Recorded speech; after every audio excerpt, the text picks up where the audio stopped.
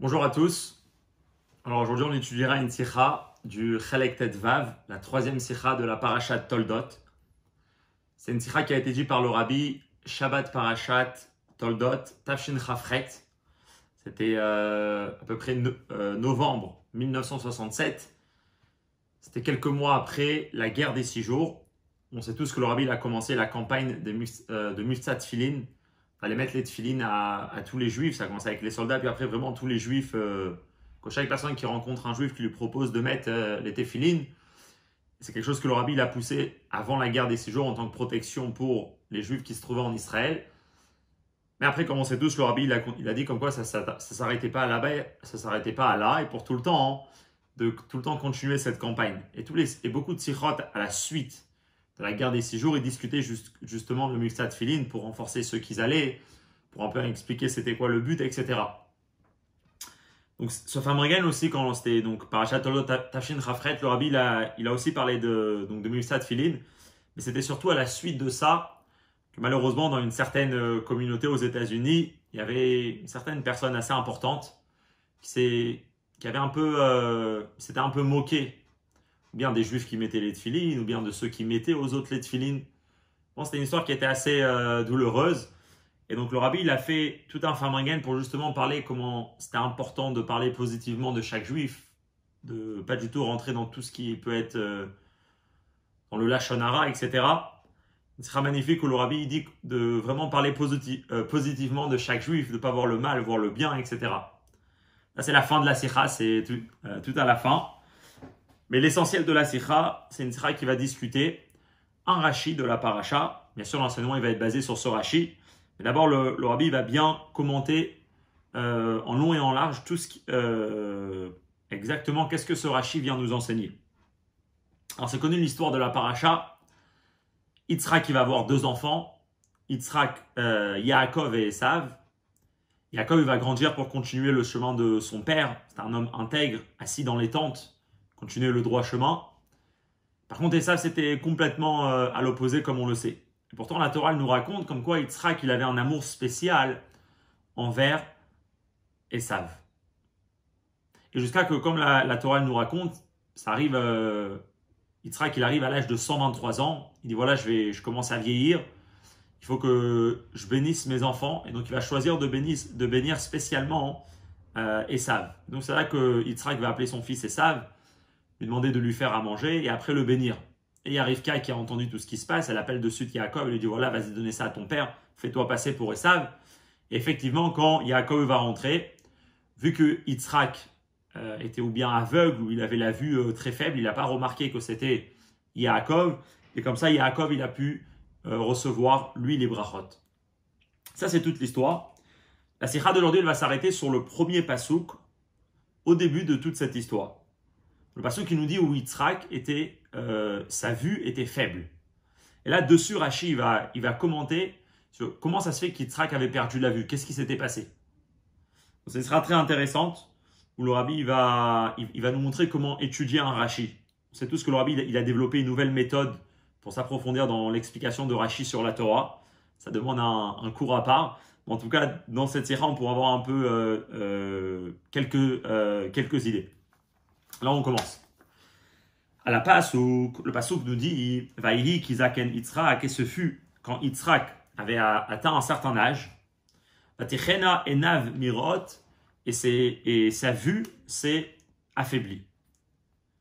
Alors, comment ça se fait que sa vue s'est affaiblie? Et Virashi shlosha pirushim bebiur sibat vatichena. Rashi ramène 3 explications. Quelle était la raison de cet affaiblissement? Première explication, Ba'ashanan shel elu.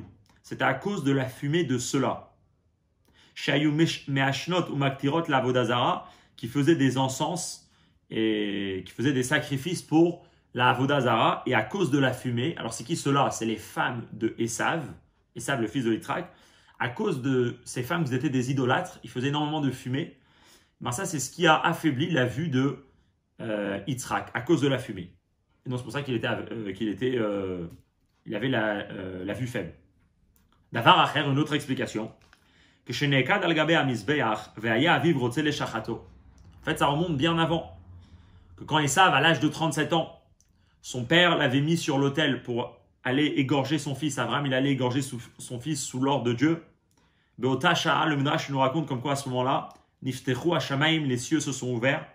Veraou malach et asharet. Et les anges voient cette scène. Ve'ayu bochim, ils ont commencé à pleurer. Ve'yardu dimotehem, et leurs larmes sont tombées, sont descendues. Ve'naflu al enav, et sont rentrées dans les yeux de Yitzhak. Les fichach, et de ça, Kaou et Nav, ses yeux se sont affaiblis. Une deuxième explication, comment ça se fait que Esav était faible de vue. Davar acher, une troisième explication, c'est que dès chez Itol, Yaakov est à brachot. En réalité, c'était pour que Yaakov prenne les brachot. C'était pas ici quelque chose à cause de l'encens ou à cause des malachim. C'était carrément Dieu qui a fait que Yitzhak est devenu aveugle. Pourquoi?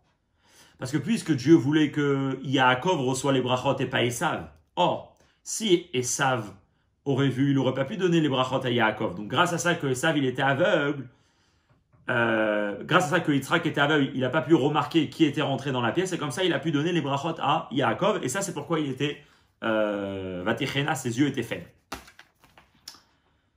Non, là ici le Rabbi va s'arrêter, parce que premièrement, Rashi c'est pas un recueil de Midrashim. Rashi vient pour nous expliquer la Torah. Il ne vient pas pour nous ramener toutes les histoires et toutes les explications qui sont rapportées tout le Midrash. Pour ça, il y a de lui, il y a le Midrash, il y a la Gemara. Rashi vient vraiment pour t'expliquer au sens simple qu'est-ce que la Torah ici vient nous raconter. Et donc, s'il y a une question qui se soulève, il vient la répondre, etc. Et donc là, pour lui, la question va être pourquoi Rashi a besoin de s'arrêter pour nous donner la raison. Comment ça se fait que Yitzhak, ses yeux étaient faibles? C'est écrit clairement à priori dans le pasouk, dans les mots. Ve'eno mouvan. Mais pas tout au sens simple. Niré, ça a l'air. Shatam, l'écart, que la raison, comment ça se fait que les yeux de Yitzhak étaient faibles, il y avait une vue faible. C'est Nitan Gvar Bekatuv Gufa, c'est le pasouk lui-même qui le dit, Bitrilat à pasouk tout au début. Qu'est-ce que le pasouk nous dit? Fayehi, Kizaken Yitzhak, et ce fut quand Yitzhak était vieux, et Uketotsa Amikar, donc en conséquence de ça que Yitzhak était vieux, Vatichena Enav Merod, ses yeux se sont affaiblis. D'ailleurs, comme le Rabbi ramène, le Rashbam, le Radak, Rabbeinu Bechaye disent qu'effectivement, ça c'est la raison, le pasouk lui-même, il te l'a dit. Et ça d'ailleurs, c'est quelque chose qui va se passer aussi avec son propre fils, avec Yaakov. Et les yeux d'Israël, donc de Yaakov, se sont alourdis, misoken, à cause de ça qu'il était arrivé à un certain âge. Ou que fait Shanu Roim Bemuchash, pas seulement s'écrire dans la Torah, on le voit clairement nous. Chez les Edzik Nanechlash, Koachareya. Que comme on voit clairement, que quand une personne il arrive à un âge de vieillesse, comment on dit, son acuité visuelle réduit et la personne peut moins voir. Donc, pour lui, ça c'est la raison pourquoi Yitzhak était aveugle. Donc, une fois que la raison elle est déjà écrite dans le pasouk, comment ça fait que Rashi doit aller chercher d'autres explications? C'est déjà écrit clair dans le pasouk. Première question. Donc, ce qu'on va essayer de savoir, c'est pourquoi Rashi a besoin de chercher d'autres explications. Il ne se contente pas de ce que, a priori, le pasouk lui-même est en train de nous dire. Deuxième question, c'est la suivante. Bechol makom shmevi Rashi bepirusho shne pirushim o yoter, leolam arezemishum shebekol echad meapirushim yesh koshi kalsheu she'eno be'acherim. C'est intéressant. Comment ça se fait que Rashi nous ramène plusieurs commentaires? Rashi vient pour nous expliquer, qu'il nous ramène un commentaire et on a compris qu'est-ce que le pasouk veut nous dire. Et on voit d'ailleurs que dans la majorité de ces commentaires, Rashi ne ramène pas tous les midrashim qui sont écrits sur ce pasouk. Il ramène qu'une explication qui est la plus logique, la plus simple, qui va expliquer le pasouk. Comment ça se fait que des fois Rashi choisit de ramener encore d'autres explications? C'est forcément parce qu'à priori, la première explication n'est pas suffisante parce qu'il y a encore des difficultés qui restent dans le verset. Et donc c'est pour ça que Rashi aura besoin de ramener une autre explication qui n'aura pas la difficulté de la première. Mais d'un autre côté, elle-même, elle aura une difficulté. Donc c'est pour ça qu'il va ramener aussi la première, deux explications. Alors comment Rashi va choisir de mettre laquelle en premier? Il y a aussi l'idée, elle est simple. Va'av seder apirushim ou bediyuk. Akosh bepirush hasheni, gadol me akoshi bepirush harishon, vekar gam apirush hashlishi beyachas la pirush hasheni. Rashi va ramener au début l'explication la plus logique qui a le moins de difficultés. Après, en deuxième, il ramène celle qui a une plus grande difficulté. Et si Rashi va ramener encore une troisième, c'est que la troisième explication a encore plus de difficultés que la deuxième explication. Donc, ce qu'on va essayer de comprendre dans la sikha, c'est quelles sont les questions qui existent, quelles sont les difficultés dans chacune des trois explications que Rashi ramène. Et à part ça, Ubame caché à Pirouche Hasheni Yoter min Pirouche Harishon, en quoi le deuxième est plus difficile que la première explication, mais à Pirouche Hasheni Yoter Mishne Kodvav, et que la troisième explication, pourquoi elle est plus difficile que la deuxième explication. Ok, c'est ce qu'on va voir. Gimel, une troisième chose qu'on a besoin de comprendre dans ce commentaire de Rashi, que Kvar Nidber Ba'avar Kama Pe'amim, Shebemakom Shevi Rashi Shlosha Pirushim. הנה, מלבד הקושי המיוחד בכל אחד מהפירושים בפני עצמו, המיושב לפי שני הפירושים האחרים, יש גם קושי משותף בכל שני פירושים מבין השלושה יחד. ולכן, יש צורך בפירוש שלישי, שעל פיו הקושי אינו קיים. שהרי אם נאמר שעל ידי שני הפירושים נתיישבו כל הקושיות, שוב לא היה רש"י לזקוק לפירוש שלישי. Comment ça se fait que Rashi ramène une troisième explication? Rashi peut se contenter de deux. Forcément, on est obligé de dire qu'en vérité, même les deux, ils ont encore un problème. Et quelque part, les deux ensemble, ils ont un point commun qui n'est pas répondu. Et c'est pour ça qu'on a besoin de ramener la troisième explication qui va répondre et qui va pas avoir la difficulté qui existe dans les deux premières réponses. En d'autres mots, à part ça que chacune a une difficulté personnelle, chacune des explications, il faut dire aussi que chaque deux explications, même si on les met uniquement les deux ensemble, à chaque fois on va trouver un problème qui va être résolu dans le troisième. Et c'est pour ça qu'on a besoin de ramener trois explications. Veimken et donc, yesh limtso bepirush Rashi didan gam et akoshia meshutaf lechol shne pirushim yachad ou levaher ketzad u meyushav lefi pirush hashishi. Donc ce qu'on va expliquer dans la sikha, c'est de savoir quel est le point commun, la difficulté commune qu'il y a entre deux explications et qui va être répondue par la troisième, et comme ça avec chacune, de mettre la 1 et la 2 ensemble, et puis on s'est répondu par la 3, mettre la 2 et la 3, la 1 et la 3, etc.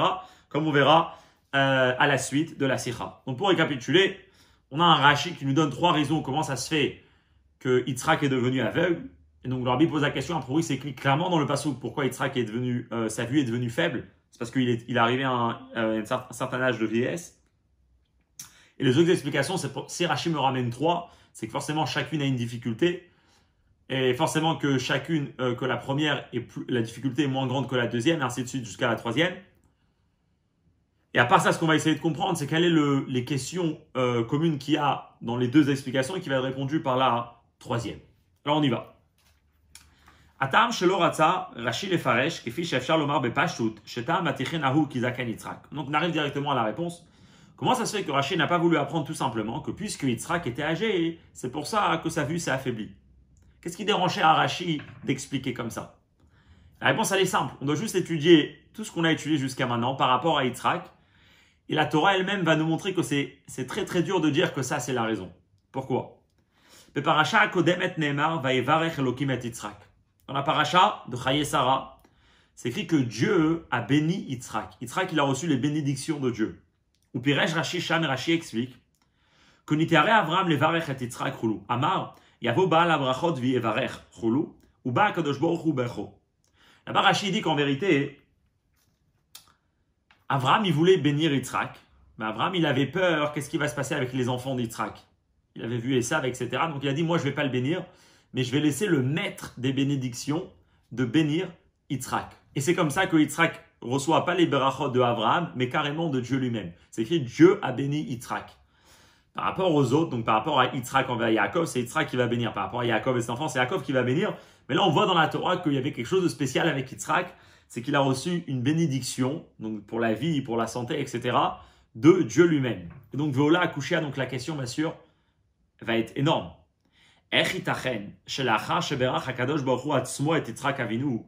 Comment c'est possible de dire qu'après que Yitzhak reçoit les bénédictions de Dieu lui-même, il y a Gia Yitzhak l'idée matzav shel vatichen ainav, que Yitzhak va être dans un état de santé que ses yeux sont faibles, il ne peut pas voir. Agorem le adam tsar v'yitzurim, quelque chose qui cause à la personne des grandes souffrances et des malheurs. Achemishum kach à un tel point que Moshe Kadav Rashi le'ala nariu kemet. Rashi nous dit qu'une personne qui est à la vue faible, il est vraiment considéré comme mort parce que la souffrance elle est énorme. Et donc Yitzhak il reçoit les brachot de Dieu et pourtant sa santé elle se dégrade à un tel point qu'il a une maladie qu'on peut le considérer jusqu'à mort. C'est un peu dur de dire ça. Où elle était la bénédiction de Dieu? D'arrêt d'avoir pashut ou c'est quelque chose de simple et logique que c'est sûr que si Yitzhak a reçu les brachot du maître des bénédictions donc de Dieu, Ziknato biprat bazmanim ahem. Chez 123 shanim, lo ayu gil muflag kolkar. Lo aita tzricha leazik lo ad kedekar sheye kamet le horaire 57 shanim tmimot. C'est dur de dire que Yitzhak reçoit les brachot de Dieu et pourtant, dès l'âge de 123 ans, qui est l'âge où il va bénir ses enfants, il va être aveugle et Yitzhak va quitter ce monde à l'âge de 180 ans. Ce qui veut dire que Yitzhak, pendant 57 ans de sa vie, il était considéré comme mort tellement sa maladie était grave. Et on dit, et même qu'il a ça, il a eu reçu les brachot de Dieu. Si les brachot de Dieu devaient s'accomplir, et se sont accomplis, c'est sûr, bah ça devait au moins lui laisser un peu de santé jusqu'à peut-être ses dernières vies, mais en tout cas, pas que 57 ans de sa vie, il va être comme ça, il était enfermé dans sa maison et considéré comme mort, c'est un peu dur de dire ça. Donc de dire que c'est juste la vieillesse qui l'a amené, les faits naturels qui l'ont ramené, que il était dans un tel état, c'est sûr que c'est quelque chose de très très dur d'après le sens simple de la Torah. Pas seulement d'après le sens simple, d'après la logique. Ou bifrat, shelomatzinu ken be'af echad melu sheuzkeru bekatuv adko, af sherabim mehem chayu arbe yoter mi 123 shana. En particulier que c'est dur de dire ça dans la Torah, vu qu'on sait énormément de personnes qui ont vécu beaucoup plus que 123 ans. Des gens avant, ils vivaient 600, 700, 800 ans. Et pourtant, on ne trouve pas que les gens à un certain âge ils vont être aveugles. Donc, ce n'était pas forcément une nature qui existait à cette époque, ou même si elle existait, en tout cas, elle n'arrivait pas tellement tôt chez les gens. Et donc, c'est pour ça que Rashi ne peut pas apprendre que c'est uniquement parce que Kizaken Yitzhak, parce que Yitzhak était vieux, c'est pour ça que ses yeux étaient faibles. C'est pour ça que Rashi amène d'autres explications sur l'affaiblissement des yeux de Yitzhak. Et c'est quoi ce que Rashi veut nous dire? Ou pirouche adava, shebichlalут, ou bifrat mitzad abracha sheberach hakadosh baruch hu et Yitzhak. Il male nit'avu kan inyanim tzdadim. En fait, l'idée elle est comme ça. C'est que Rashi veut nous dire qu'effectivement, d'une manière générale, comment ça aurait dû se passer? C'est que Yitzhak, il aurait dû garder sa vue jusqu'à la fin de sa vie, une fois qu'il reçoit les bénédictions de Dieu, c'est sûr. Et donc, on est obligé de dire que c'est uniquement des choses secondaires qui sont intervenues et qui ont causé que Yitzhak a perdu sa vue. Mais sinon, s'il n'y aurait pas eu ces choses secondaires que Rashi va ramener, c'est sûr que chez Yitzhak lui-même, la même chose qui s'est passée avec Moshe Rabbeinu, que le jour de sa mort, on dit que son œil ne s'est pas affaibli, il a gardé sa vue jusqu'à la fin. C'est sûr que Yitzhak, qui avait reçu les brachot de Dieu, il aurait dû aussi il aurait eu sa vue jusqu'à la fin. Non seulement forcément on est obligé de dire quoi? Et la shekan nitarvu sibot dadiot, il y a eu des choses secondaires, des raisons secondaires qui se sont mélangées dans cette histoire. Vehen shegarmu ki vatichenena, c'est ça qui a fait que les yeux de Yitzhak se sont affaiblis. Donc ça c'est le sens simple pourquoi Rashi ne veut pas prendre Kizaken Yitzhak. Ça ne va pas du tout avec les bénédictions que Yitzhak a reçues. Et c'est pour ça que Rashi va aller chercher d'autres raisons qui vont être des effets extérieurs qui ont causé que Yitzhak a perdu sa vue. Donc là, déjà, on a la première réponse à la première question de la Sikha. Pourquoi Rashi n'explique pas comme les autres commentaires ce qui est écrit? Juste intéressant parce qu'on peut se poser la question, alors comment ça se fait que c'est écrit dans le passage que Yitzhak était vieux, que ça nous dérange? Alors le rabbi dans la note 5, il répond à ça, qu'en vérité c'était juste pour nous dire pourquoi Yitzhak, c'est arrivé le moment qu'il voulait bénir ses enfants. Parce qu'il était arrivé à un certain âge de vieillesse, donc il sentait que c'était le moment. Donc ça c'est pas une question qui est forte, comme le rabbi répond dans la note 5. Donc une fois qu'on a compris que Yitzhak, c'est pas uniquement parce qu'il était vieux qu'il était devenu aveugle. Donc on doit aller chercher des raisons, comment ça se fait que Yitzhak était aveugle et tellement tôt dans sa vie. Et en vérité, c'est une question qui est très très forte. C'est-à-dire, la Torah, elle nous dit Vatichena enav, normal, ses yeux sont devenus se sont affaiblis. Le rabbi va nous dire, c'est sûr que dans les versets c'est sûr que les versets doivent nous faire savoir, mais quelle est la raison pourquoi il a perdu sa vue. C'est sûr que c'est écrit parce que, et c'est impossible de dire que c'était uniquement naturellement, parce que sinon il y aurait eu des grandes questions avec les brachot que Yitzhak a reçus. Et donc, ce qu'on va faire, comme le rabbi va dire, c'est qu'il faut chercher dans les psukim et trouver qu'effectivement, le pasuk nous donne une raison. Puisqu'en lisant le verset, et les yeux de Yitzhak se sont affaiblis, de suite, la question monte.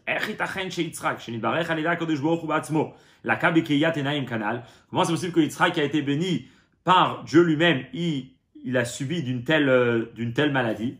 Mistaber Lomar, donc c'est évident que chez Amane, Lishéla, Nirmaz, Bemsukim, Atzmam, qu'on peut trouver la réponse à cette question carrément dans les versets. On va trouver la réponse, c'est simple. ומאחר שהפסוק ותכנה עיניו מרות נאמר בהמשך למסופר בפסוק הקודם על נשי עשיו שהיו מורד רוח ליצחק ולרבקה שהיו עובדות עבודה זרה, il faut chercher dans le pasuk.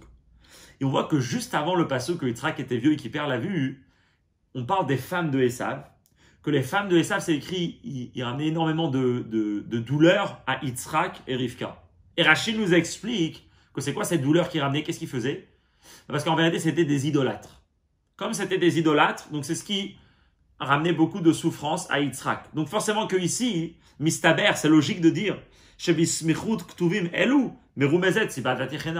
que si on me met ce verset juste avant ça que Yitzhak a perdu sa vue, c'est que forcément ces versets vont nous faire savoir la raison de ça que Yitzhak a perdu sa vue. Et donc c'est pour ça que Rachid, la première explication qu'il va dire, tu veux savoir pourquoi Yitzhak il a perdu sa vue? C'était parce qu'il y avait des femmes de Esav et qu'eux faisaient des encens et à cause de la fumée, c'est cette fumée qui a fait perdre la vue à Yitzhak. Ou les fichach, et vi Rashi pirouche zé, chez Sibal vatichena iba shanan shel elu. Rashi il dit quoi? Que à cause de quoi il y a eu vatichena, c'est à cause de la fumée de ceux-là. C'est qui ceux-là? En fait, il dit ceux-là, ceux qu'on vient de parler avant. Sous-entendu, comme le Rabbi dit bien dans la note 16. Pourquoi Rashi dit ceux-là et pas les femmes d'Esav? Parce qu'il vient de dire que ce qu'il a écrit avant, c'est la raison pourquoi Esav a perdu sa vue. C'est ça qu'on parle avant qu'ils ont fait de l'idolâtrie, donc ils ont fait des encens, c'est pourquoi Esav il a perdu sa vue.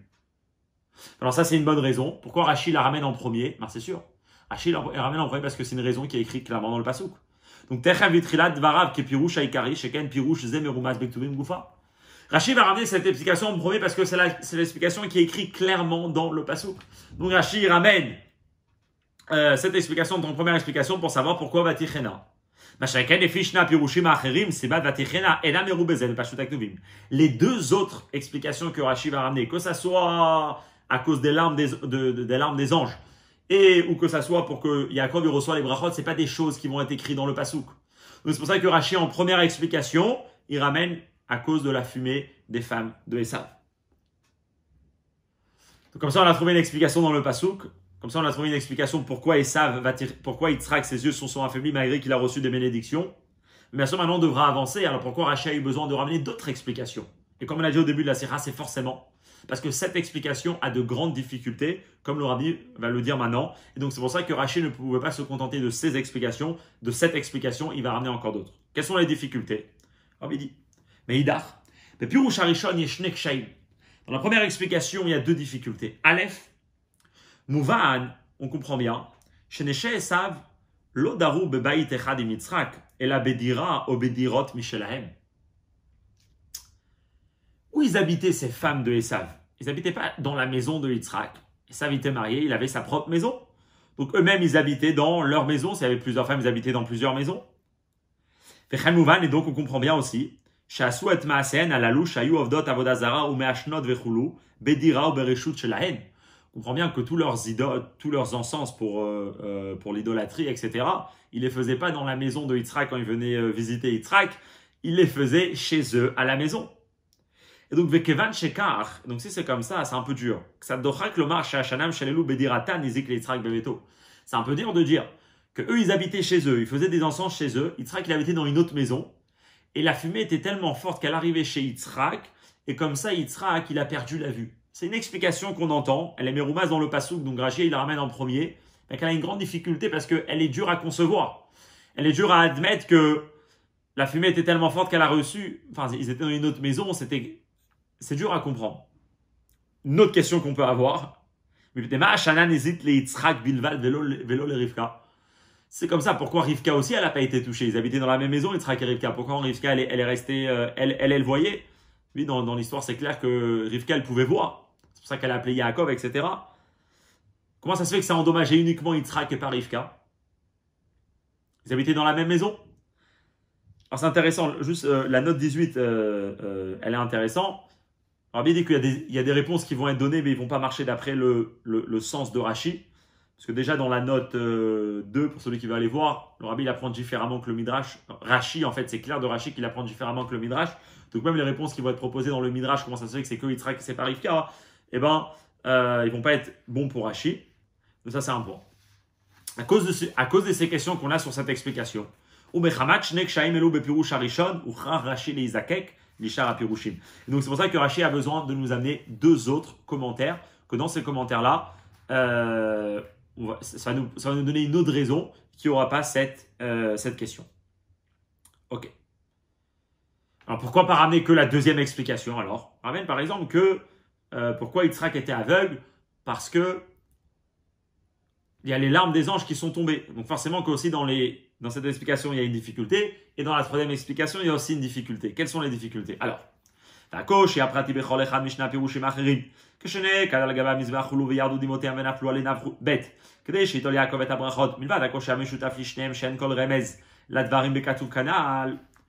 premièrement, pourquoi Rashi ne va pas les ramener en premier? Et premièrement, c'est quoi la question commune qu'il y a entre ces deux explications?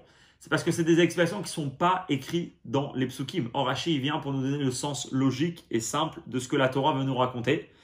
Et vu que ce n'est pas écrit dans les psukim, il ne va pas les ramener en premier. Et dans les psukim, c'est allusionné la première raison. Donc c'est pour ça que Rashi ne va pas les ramener en premier, ces deux raisons suivantes. Non, quelles sont les difficultés de chaque raison? Alors, le Rabbi va dire maintenant. Pirush hasheni caché.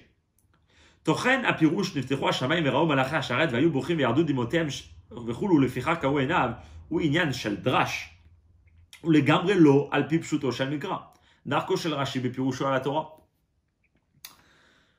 question qu'il y a dans la deuxième explication, c'est que c'est une très belle explication. On arrive à comprendre, les larmes rentrent dans les yeux de Yitzhak et comme ça, il devient aveugle. Mais d'un autre côté, il n'y a aucune allusion de ça dans le pasouk. C'est une dracha ce qu'on est en train de dire. Il n'y a aucune allusion. Rashi c'est connu, c'est Pshuto Shel Mikra. C'est ce que le pasouk veut enseigner. Or, dans le passage, il n'y a aucune allusion pour ça que c'est écrit qu'il y avait des anges et qu'eux, ils avaient des larmes. C'est une dracha dans les mots du Rabbi. Vu que c'est une dracha, Rashi ne peut pas la ramener en premier. Et Rashi aussi ne peut pas la ramener en tant que seule explication. Maintenant, quelle est la difficulté de la troisième explication?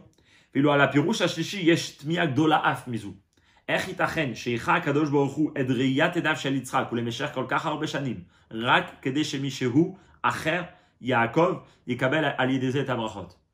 La troisième explication, c'est la question la plus forte de la Sikha qui va aussi à la fin nous ramener un très très bel enseignement. C'est compte tenu qu'en fait, c'est Dieu qui fait exprès de aveugler Yitzhak pour que Yaakov y prenne les brachot. Comment on peut dire que Dieu, pour qu'une personne gagne quelque chose, il va faire souffrir une deuxième personne pendant tellement d'années? Pour que Yaakov reçoive des bénédictions et qu'il reçoive des bonnes choses, Dieu il va faire que Yitzhak, il va être considéré comme un mort pendant 57 ans. C'est un peu dur de dire ça. Dieu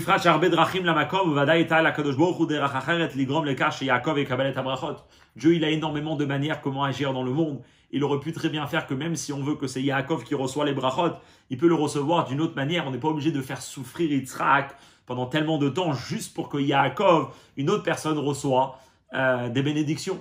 Et ça c'est une question qui est très très forte. C'est pour ça qu'il va la mettre carrément en dernier Rashi. Et vu que la difficulté de la troisième explication, c'est une explication, je n'arrive à comprendre pourquoi Yitzhak est devenu aveugle. Mais c'est une question qui est tellement dure à concevoir. Pourquoi? Parce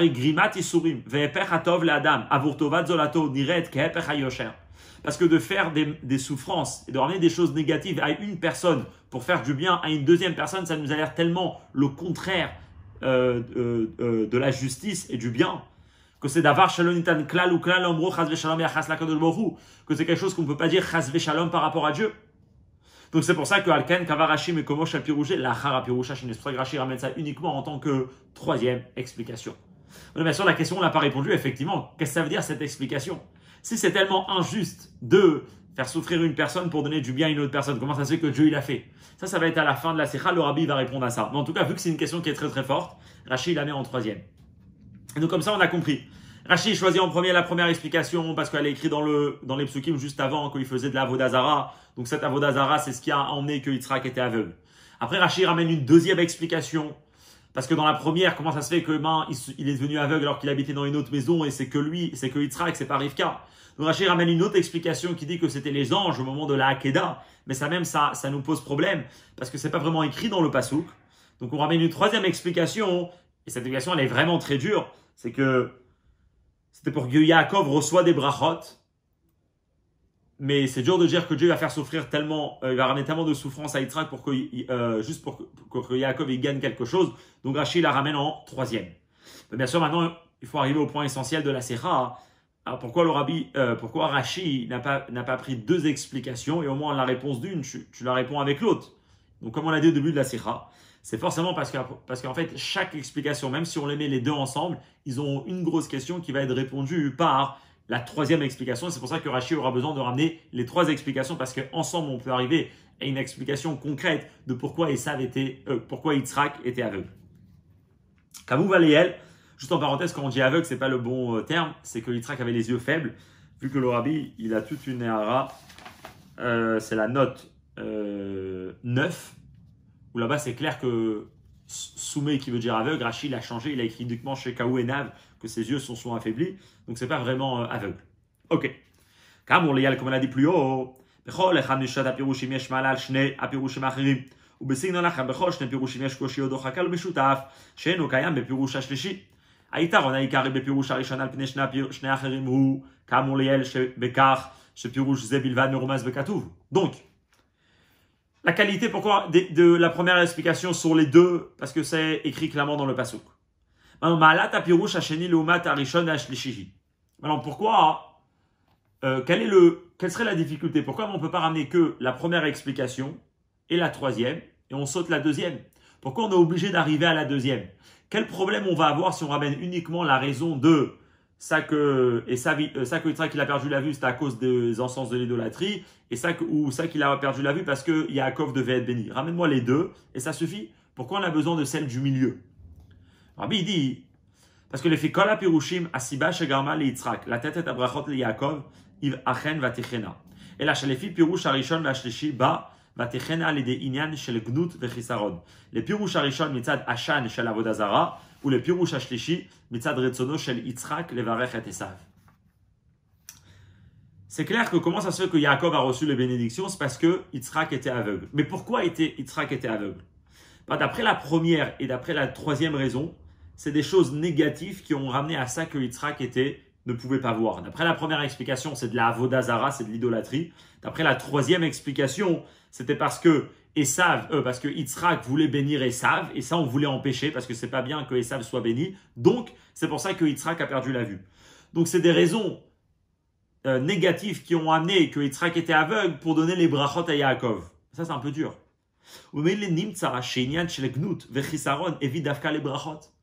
C'est qu'en vérité c'est quelque chose de négatif, c'est un manque qui a amené à ça que Yaakov va être béni. Alors, on peut entendre, mais c'est dur de dire ça.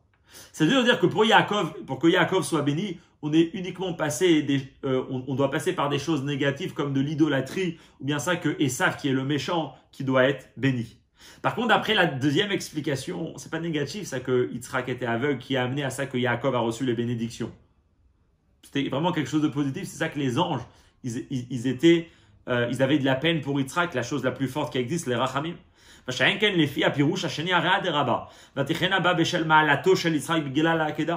Pourquoi Yitzhak était aveugle d'après la deuxième explication? C'était carrément parce que Yitzhak était dans un niveau très très haut, parce qu'il était prêt à donner sa vie pour Hachem. Donc la raison pourquoi Yitzhak était aveugle d'après la deuxième explication, c'est une raison qui est positive. Et donc ça qui a amené que Yaakov a reçu les brachot, c'est en fait une continuité de choses positives qui entraîne une autre chose positive. Et c'est pour ça que Rashi a voulu ramener celle du milieu et s'est pas contenté de ramener uniquement la première et la troisième. Maintenant, pourquoi Rashi alors ne ramène pas uniquement la première explication? Elle est écrite dans le pasuk. La deuxième explication, c'est quelque chose de positif. On n'a pas besoin d'arriver à la troisième explication qui a prouvé quelque chose de négatif et que la question, elle est très forte dessus. Pourquoi Rashi a besoin de ramener la troisième explication et c'est pas compte tenu des deux premières?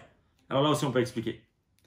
לפי שני הפירושים הראשונים, נמצא שהמאורע ותחנה עיניו מראות היו שנים רבות לפני הזמן שבו זקן יצחק.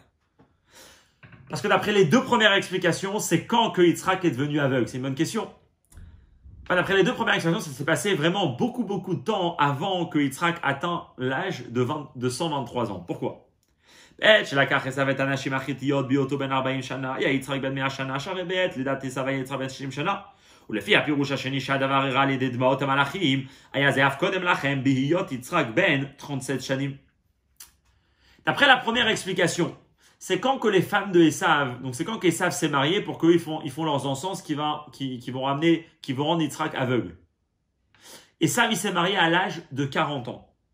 Yitzhak, quand il a eu Esav, il avait 60 ans. Donc quand Esav se marie, Yitzhak a 100 ans. Donc c'est-à-dire qu'en vérité, depuis 23 ans en arrière, Yitzhak, ou 22 ans, en tout cas le temps que ça prend, un peu de temps, et Yitzhak était déjà aveugle. D'après la deuxième explication, si c'est les larmes des anges qui l'ont rendu aveugle, ça se trouve que Yitzhak était aveugle depuis déjà beaucoup de temps en arrière, parce que Yitzhak, au moment de la Hakeda, il avait 37 ans.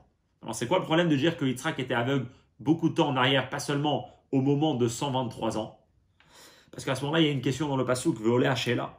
Lama Neymar Trila Bakatouf Kizaken Yitzhak, ou la Charechen Vatichena.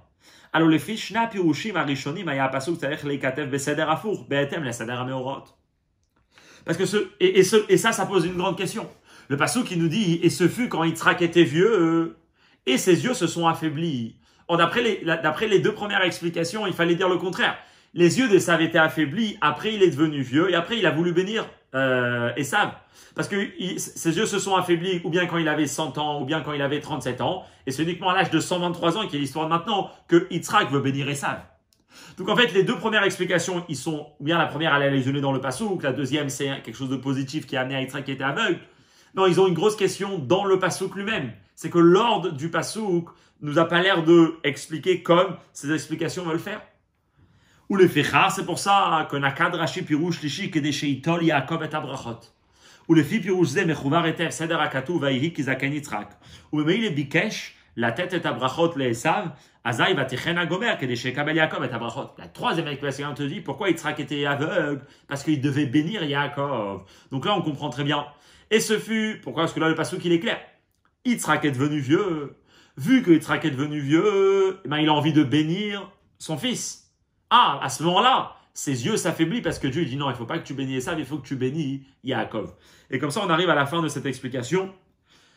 Donc la vérité ici, ce qu'on a vu, c'est que le Rabbi, il nous a pris un Rashi. Le Rabbi nous a appris comment étudier le Rashi, que quand Rashi nous ramène 3 commentaires, c'est que forcément que chaque commentaire a sa qualité et chaque commentaire a sa difficulté. Et que si on a besoin des 3, c'est que uniquement les 3 ensemble vont nous donner et vont nous finir toute l'image de cette explication. En fait, c'était vraiment l'idée, parce que d'un côté, on comprend, avec les 3 en même temps, maintenant, on peut comprendre que ça, que Yitzhak est devenu aveugle, c'était quelque chose de, et qui a donné, et que grâce à ça, il a donné les brachot à Yaakov, c'était entraîné par quelque chose de positif, parce que c'était les larmes des anges au moment de la Hakeda, quand Yitzhak était dans un niveau très très haut. On comprend aussi que que la raison est allusionnée dans le Passouk, parce que juste avant, c'est écrit que les yeux de Esav, que les femmes de Esav faisaient des encens. Donc c'est ça la raison pourquoi Yitzhak est devenu faible. Donc c'est écrit dans le passouk. Et comme ça, on répond à la grosse question de comment ça se fait que Yitzhak est devenu aveugle malgré qu'il a été béni par Dieu auparavant.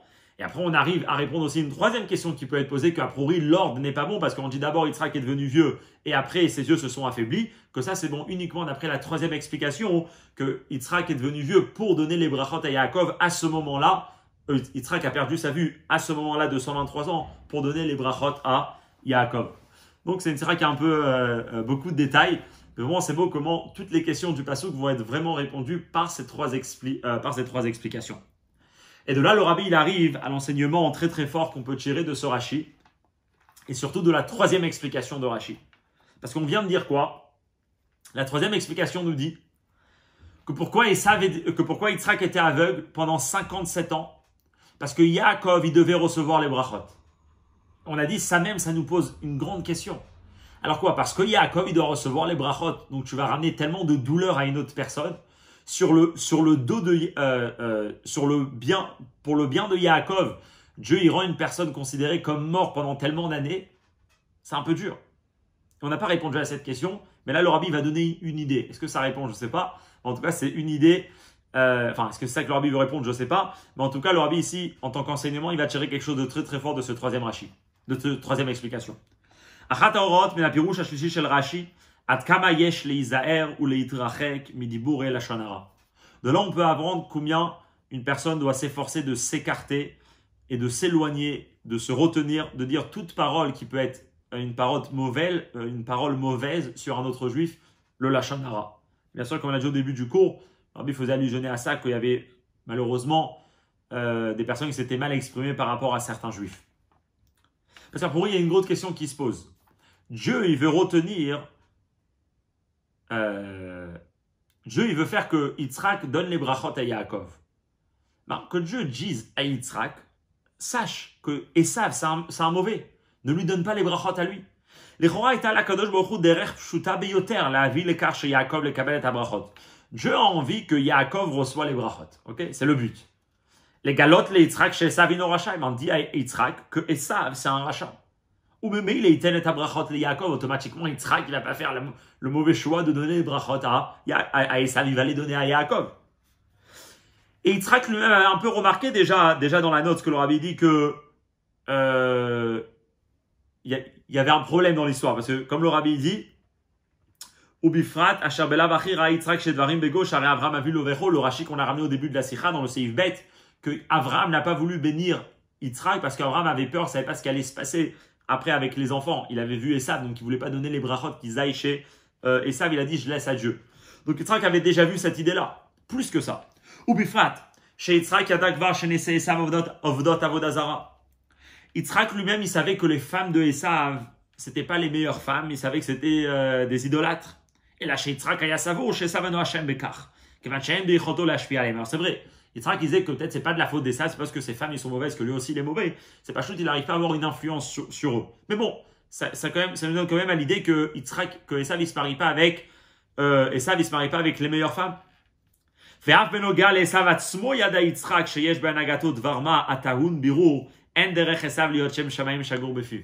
même par rapport à Esav, Yitzhak sait très bien que c'est pas la personne qui est le plus tzaddik. Il sent qu'il y a quelque chose de pas clair dans la personne de Esav. Parce que quand Esav, on connaît tous l'histoire, il vient, quand Yaakov, il vient en se faire passant pour Esav, et Yitzhak lui demande de où tu as eu ça, mon fils, tellement vite. Il dit c'est Dieu qui m'a envoyé. Il dit ah mais celui-là il n'a pas l'habitude de prononcer le nom de Dieu. C'est-à-dire que Yitzhak est au courant que Esav c'est pas la meilleure personne.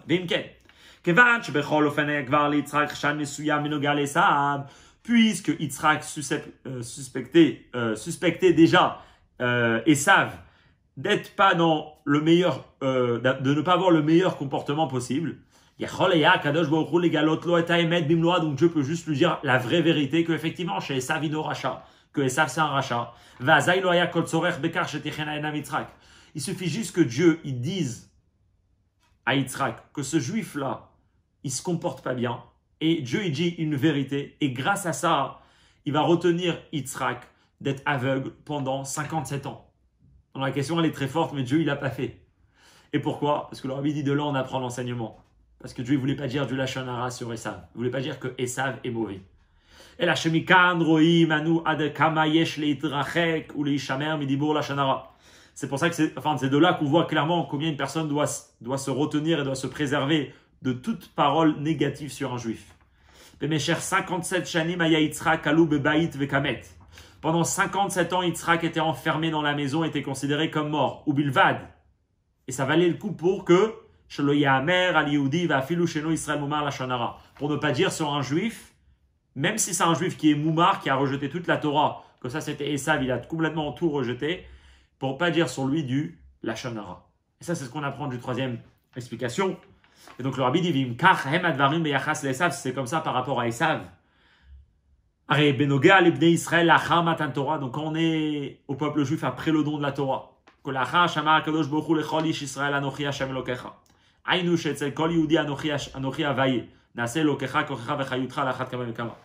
si c'est comme ça par rapport à un juif qui existait avant le don de la Torah et un juif qui était tellement bas comme ça, alors quand on est après le don de la Torah, qu'au moment du don de la Torah, Dieu il a dit je suis Hachem ton Dieu, en parlant à des millions de personnes. Et pourquoi il dit ton Dieu?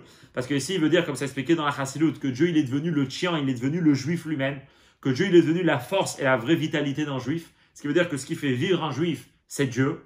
Donc, à la Chat Kama avec Kama, plus forte raison qu'une personne doit faire tout ce qu'il peut pour Chas Shalom ne pas parler du mal sur un juif. Et donc, ça, c'est l'aura de cette sikha. C'est pour ça que le rabbi, après, dans ce Farmringen, il parle beaucoup comment de ne pas être influencé de tous ceux qui se moquent, des Mufsaïm, etc. Et une personne de continuer, justement, d'aller voir l'autre juif, comme ici il dit, qu'en vérité, sa vraie vitalité, c'est une vitalité divine, c'est Anochi Hashem Elokecha, et comme ça, réussir à le rapprocher de Torah et Mitzvot.